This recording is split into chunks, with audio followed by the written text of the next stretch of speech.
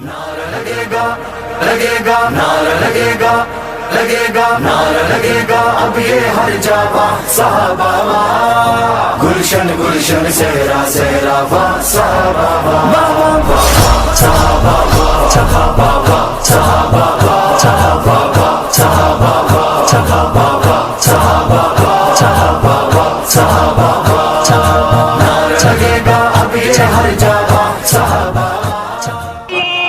اور حضور علیہ السلام نے جنہیں اپنا مؤذن بنایا اور حضرت ابو بکر صدیق نے جن کو خرید کر آزاد کیا اس کا نام بلال حبشی ہے.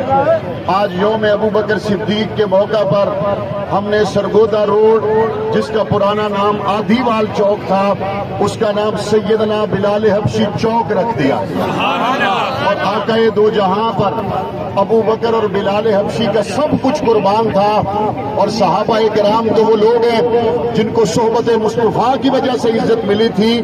تو یہ جو آپ کے چشتیوں والے پمپ کے ساتھ ایک بڑی نامناسب سی جگہ بنی رہتی تھی الحمدللہ ہم نے اس کو ختم نبوت کے نام سے منسوب کر دیا ہے اور یہ جنگ کا سب سے خوبصورت ترین چوک بنے گا انشاءاللہ.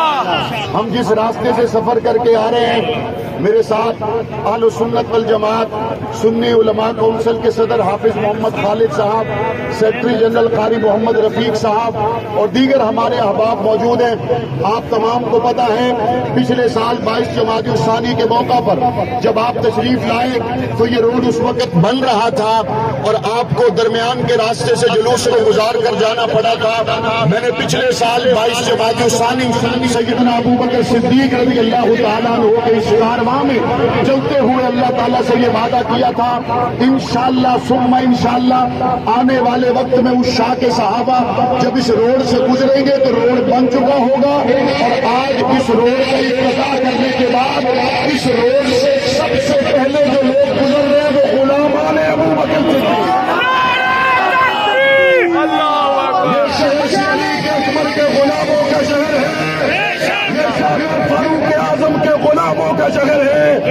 انشاءاللہ وقت آنے پر انہی شاہراہوں سے گزر کر آپ ایک وقت آنے پر علامہ محمد احمد لدھیانوی کو ایوانوں تک پہنچائیں گے. ابھی روٹ کے مطابق جلوس جاری ہے اور آج اس شاہ کے صدیق اکبر نے بننے والے اس شاہراہ کا اپنے مبارک قدموں کے ساتھ افتتاح کر دیا ہے.